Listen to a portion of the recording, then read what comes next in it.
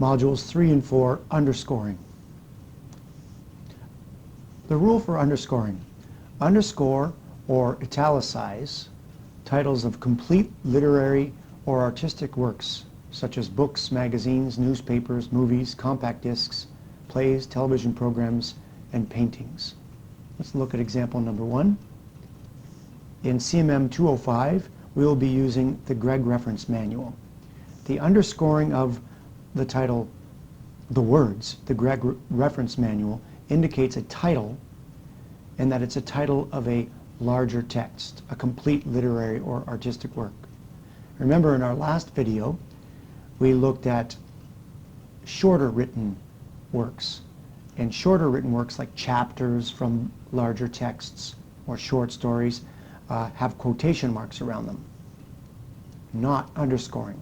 But again, these are larger, complete literary or artistic works. Note that in our age of computers,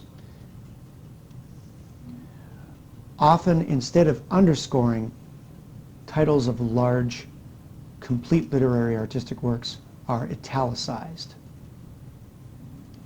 instead of underscored.